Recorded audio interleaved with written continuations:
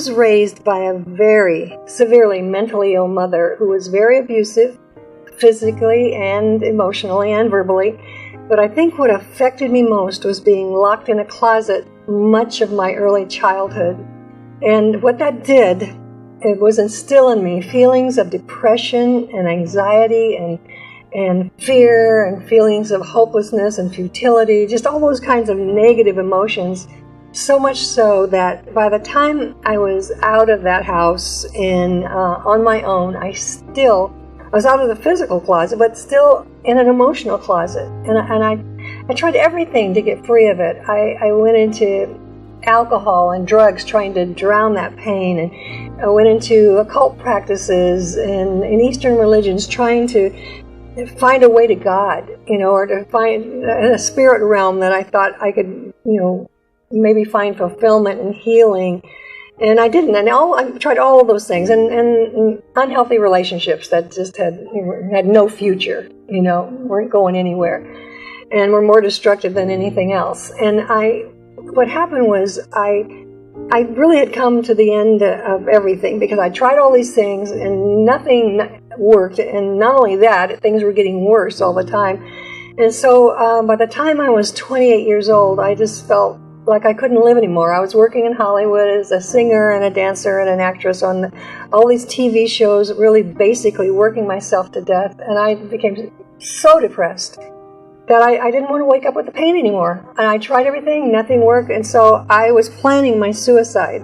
I was collecting enough pills to do the job right. They weren't easy to come by back then. So I was going to end my life because I didn't want to wake up one more day with the pain I was feeling. And what happened was a friend took me to meet her pastor, and he started talking to me, telling me about what God felt about me. I mean, I thought there was a God. I just thought there was. There had to be a way to find him, but I hadn't been able to do it.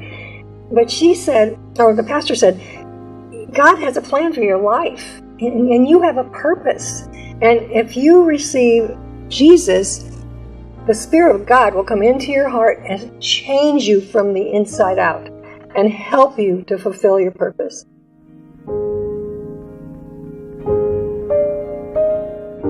I never heard anything like that.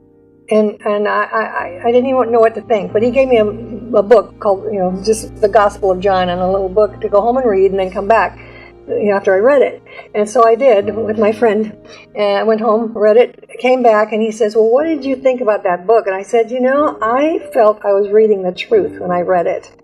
And so I received Jesus in his office that day, and it was amazing. I felt something I never felt before, ever, and that was hope. I never felt that sense of hope at all. And another thing I started to feel was the love of God. It was palpable. It was something I could feel.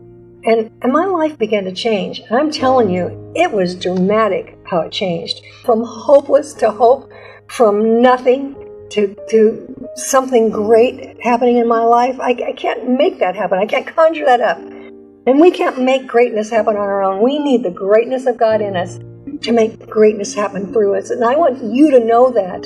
I want you to know that you've got greatness in you. You've got the potential for greatness. God's greatness in you will cause greatness to happen through you. Don't forget that.